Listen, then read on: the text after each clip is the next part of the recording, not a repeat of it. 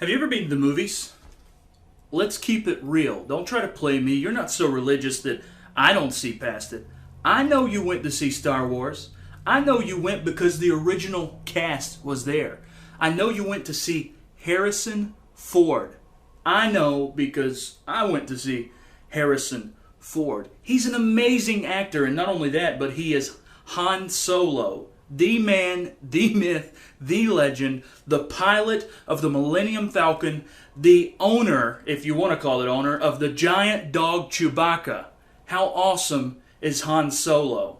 The thing about Han Solo, though, is he's actually Harrison Ford, and he's actually an actor. I want to ask you a question. If you take Harrison Ford out of the movie Star Wars and you were to put him into a real-life science fiction situation, how well would Harrison Ford fare? Now, I'm not taking anything away from Harrison Ford at all. I feel that Harrison Ford's probably a pretty tough dude. But in reality, he's not a space cadet. He's not an astronaut. He's not built for outer space. He probably couldn't build the Millennium Falcon. He probably couldn't fly the Millennium Falcon if it was built for him. As a matter of fact, Harrison Ford is very limited as to what he could do as it comes to anything outside of our atmosphere. He's an actor. He is paid to portray a role. That's what I want to talk about today, just really quickly. The difference between actors and people of action. Neil Armstrong was a person of action. He actually went into outer space. He actually got past the Earth's atmosphere. He was trained to do so. He took the time to learn how to get there. He went through all of the proper channels. Harrison Ford, on the other hand, he's an actor. He never reached outer space. Maybe one day he'll reach it with the SpaceX program. I don't know. I don't care. I just know that he's never been there because he's an actor. I know Neil Armstrong has been there because he is a person of action. It's the real deal versus an actor. In the Bible, there is a clarification between actors and people of action, and in real life, we need to take that into account every single day. Before I get into this, I want to ask you, are you an actor or are you a person of action? Over in Acts chapter 4, we come across the difference. We find ourselves face to face with two very unique people types. Number one, we find a person of action. Number two, we find an actor. Let's look at the difference. Acts chapter 4 verse 32 says these words. Now the multitude of those who believed were of one heart and one soul. Neither did anyone say that any of the things he possessed was his own, but they had all things in common. And with great power the apostles gave witness of the resurrection of the Lord Jesus Christ, and grace was upon them all. Nor was there anyone among them who lacked, for all who were possessors of lands or houses sold them and brought the proceeds of the things that were sold and laid them at the apostles' feet, and they distributed them to each one as they needed.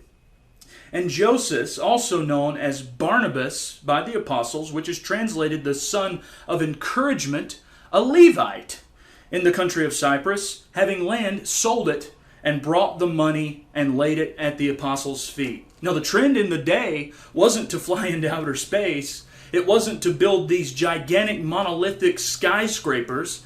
The trend of the day for the early Christian was to sell things that you had, to get rid of your excess, to bring for the common good of the community of believers. This guy, Barnabas, clearly was on that train. So much so that he was called a son of encouragement. I want to just stop right here and make this known to you.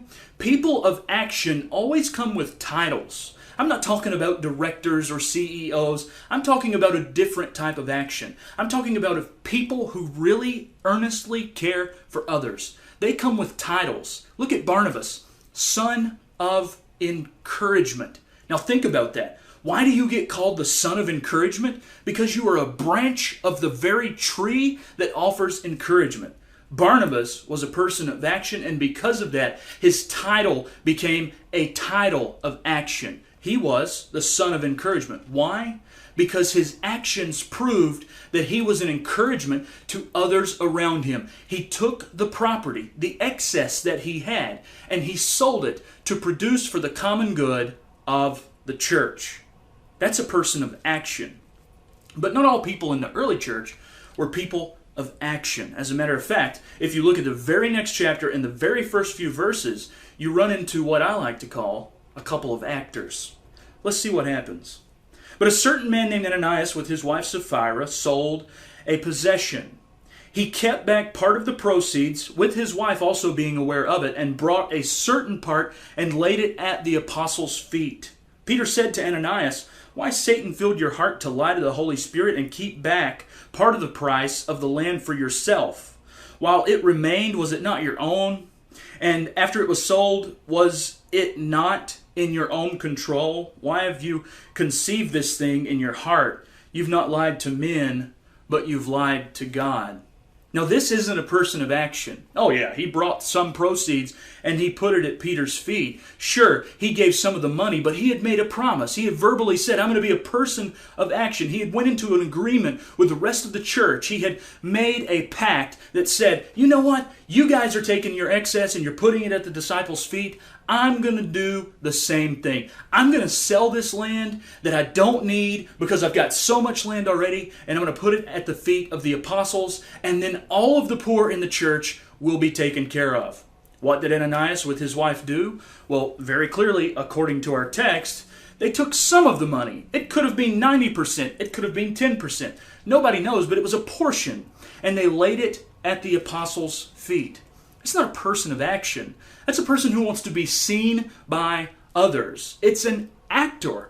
It's a person who, when in time of action, decides to squander and pilfer and take a little bit off the top and make it a loud expression in order to be recognized. But the core issue, the heart of the person, has nothing to do with meeting the need. It has to do with meeting the criteria, or meeting the standard, or meeting the subsect, getting in where you fit in, keeping up with the Joneses, so to speak. Very clearly, Ananias and Sapphira knew about Barnabas, knew his title, the Son of Encouragement, and maybe that made them just a little bit jealous. So what did they do? Instead of being people of action, they decided that they would act like people of action.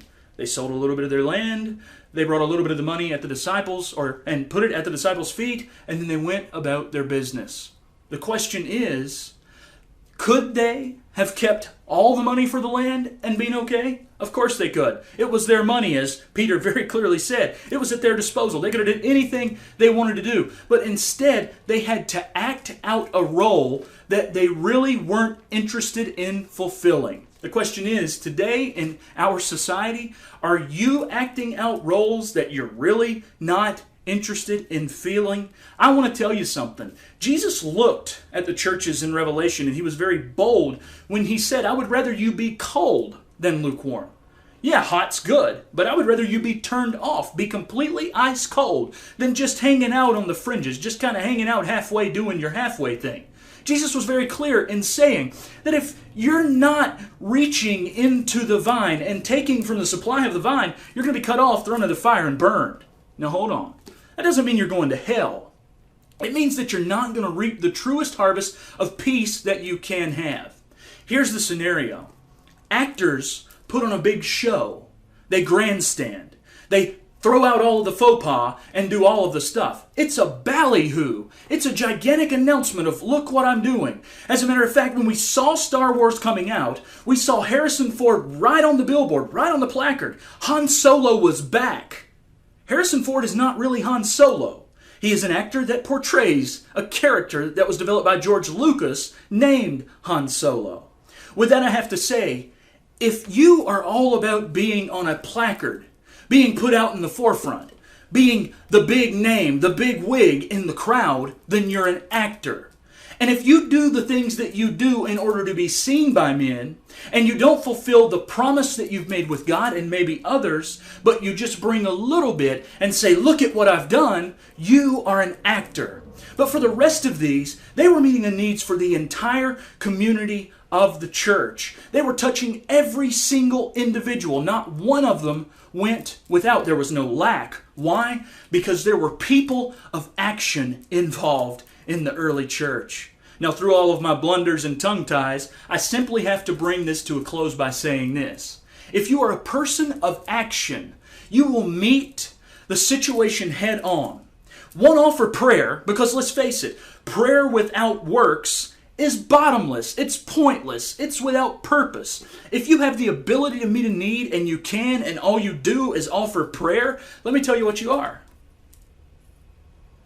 Can I say it? Do you guys mind if I say it? Is it going to offend somebody? You're an actor. If you have the ability to meet a need, you have a seed in your hand, and it can be sown into whatever it is that needs to be sown into. Let me tell you something. You can sow that seed and be a person of action. You can give and be a giver. You can sow and be a man or woman who is out to do the best they can for others. The difference between people of action and actors is the inner peace that comes by Jesus Christ. It's the inner peace of knowing I've done all that I can. And my reward is the fact that I stand on my 2 feet with integrity, knowing that I've done what I have to do to further this kingdom. An actor, on the other hand, well, according to the Bible, Ananias and Sapphira both dropped dead. I don't think you're going to drop dead, but I think it's a metaphor or allegory for this simple fact. When you're an actor, you will be recognized as an actor. In other words, you'll be recognized as a poser, as a fake, or as a fraud. Keep your focus on Jesus Christ. Walk the path that He set out for you. Do the things that He has called you to do. He doesn't expect that you would be uncomfortable. He doesn't expect that you would lack. But He does call you to be generous beyond words. Be generous in your action. Be generous in your finances. Be generous in your prayers. And be generous in your works. This is Ron Kennedy, ATW World Church Short. I love you. We'll see you next time.